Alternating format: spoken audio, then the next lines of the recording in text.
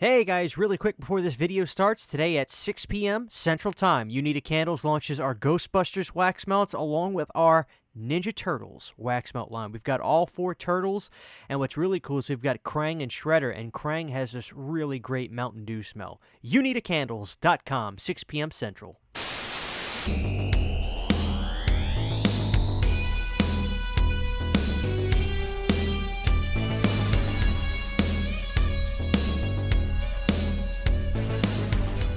Hey guys, what's going on? It's your old pal CHH. We're ending 2022 on a fun note, another Unmade Halloween sequel. You guys seem to really enjoy the last one I did, and what the hell, I'm here to oblige. But I will say, Taking Shape 2 is the book that I've been reading to learn about these things, so if you want to learn about a bunch of Unmade Halloween sequels, that's one hell of a book, and I couldn't be more happy to read it. So let's get into this Halloween 5 script that wasn't made.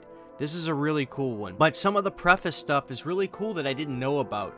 For instance, the exhibitors were already pledging flat guarantees to make Halloween 5 happen in October of 1989, causing Mustafa Akkad to rush the production. So we've heard Mr. Akkad talk about in documentaries in the past regretting that he made Halloween 5 come out so early because he ultimately felt like he was competing with Halloween 4 because of it coming out on home video and possibly television a year later. I'm not sure if it would have hit television a year later, but he did feel like that wasn't the right thing to do. But now we know why. He was getting guarantees from movie studios and things like that to get the movie put out, so I don't really blame him, to be honest with you. It's all about the almighty dollar. But he did rush Halloween 5 because of that. Mustafa needed to get the survivors of the film to sign on, and he actually did. Mustafa wanted Alan and Dwight to steer the ship for H5, but Dwight Little, the director from Halloween 4, knew he gave it all with his last movie, and felt that it was best to just not touch Halloween 5. I've heard Dwight Little have interviews in the past for like a couple years ago, and even till this very day, he still seems steadfast in that he did his Halloween 4 and he felt he wasn't going to be able to top it or do as good, so he moved on. That's something I can respect. But maybe the audience might say we kind of wish he would have came back. I don't know. That depends on if you're a big Halloween 4 fan or not. Alright, so during this time, Mustafa's right-hand man, producer Randy Thomas, looked to Shem Bitterman to knock out a Halloween script for 5. He previously penned a treatment for Halloween 4, but that treatment was dismissed pretty early on. Now, when it came to writing scripts for Halloween 5, I think a lot of us might have thought that they had carte blanche to just write whatever they did, but this was something super interesting I never heard about. This was nuts to me. In a shocking revelation, Mustafa announced his exhibitors and theater chains demanded that Jamie Lloyd not be inherently evil. Basically, in layman's terms, not making her the villain of the film, and also making Mrs. Carruthers' kill not fatal. So, wow. I guess what happened was the movie theater chains were like, clearly Michael Myers is what causes these movies to be successful. We learned that now. So, to do this again and get away from what got us to the dance in the first place with Halloween 5 would be a massive mistake. Make Michael the villain in Halloween 5.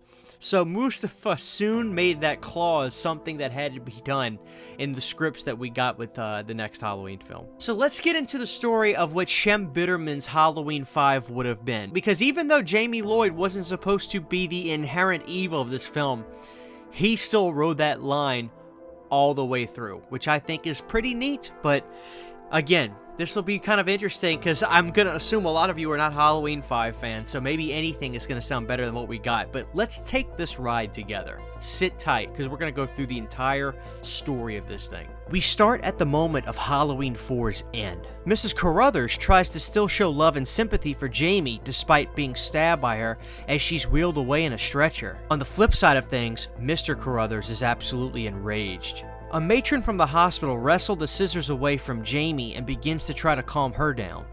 We pan down to Loomis at the bottom of the stairs, and suddenly that hospital matron who's up in the bathroom with Jamie Lloyd, we hear a terrible scream. Loomis runs upstairs to find the matron's body dead in cold blood. Jamie flees the scene and eventually finds herself near a church. In this church, she's alone and sees an evil reflection of herself in the mirror, begging her to keep killing and that she'll like it eventually. Sheriff Meeker sends out an APB to get the girl alive while Loomis begs to shoot her on sight. Rachel's friend Lindsay Wallace is back at the house helping clean up the blood in the bathroom. Suddenly, Jamie Lloyd shows back up, and unsure that Jamie truly is capable of the horror, has Rachel acting to try to defend her and hide her.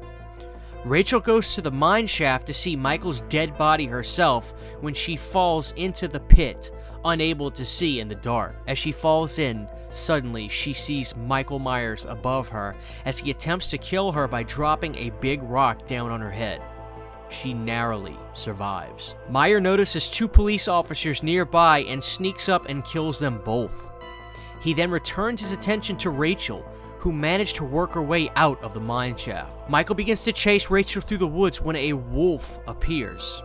Michael snaps the wolf's neck swiftly. Rachel makes her way down to a Halloween party down by a farmhouse. She begs the local DJ there to give her a ride back into town. Back at the house, Jamie warns Lindsay he's coming. Michael barges right into the house. Michael murders Lindsay quickly and abducts Jamie Lloyd.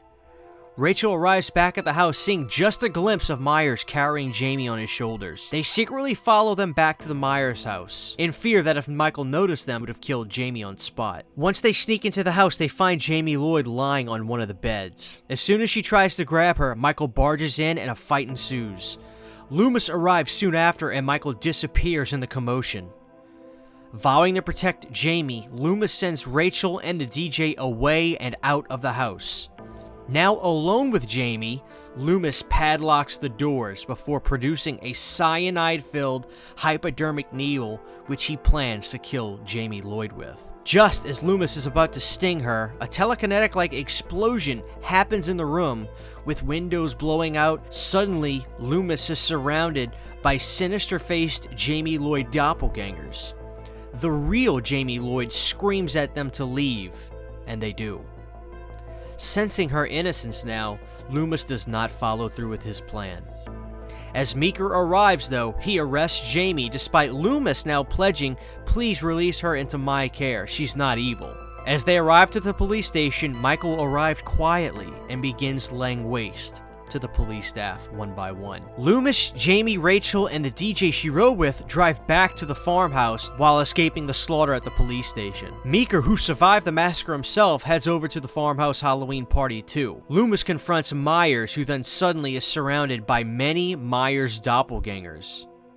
Loomis, who was going to use the hypodermic needle on Michael Myers, now doesn't know which one to stab. The shape manages to then kill Rachel and tosses her aside. Jamie, who seems to have control over her own powers now, uses them to defeat Michael. She screams, "I'm not afraid of you," repeatedly, all while knives start protruding out of Myers' chest. Myers then collapses and goes back into a coma like he was at the beginning of Halloween 4. After all the dust settles, Jamie and the remaining survivors all go to the hospital for some care. The DJ that Rachel rode with last night offers to take Jamie Lloyd back to her house where things can settle down. All of a sudden, we see a truck crash, pan into the vehicle to see a screwdriver driven into his temple. We then see Jamie Lloyd walking back into town. So that was the story of the Shem Bitterman draft for Halloween 5. Very different, a little bit more supernatural elements. Not that Halloween 5 doesn't necessarily have them. We've got Jamie Lloyd not being able to talk. She clearly has some kind of connection spiritually with Michael, her uncle. And Michael is actually going to take his mask off and even cry in this film, which I know is a big point of contention with the fans. But does this go too far? Is this way too out there? Or do you think that the risks were necessary to take by this point for the series, and this was better than what we got? That's something for you to decide, and I always anticipate seeing the comments on these Unmade Halloween sequels. Why didn't the Shem Bitterman script get done, you ask? Well, Deborah Hill, of course.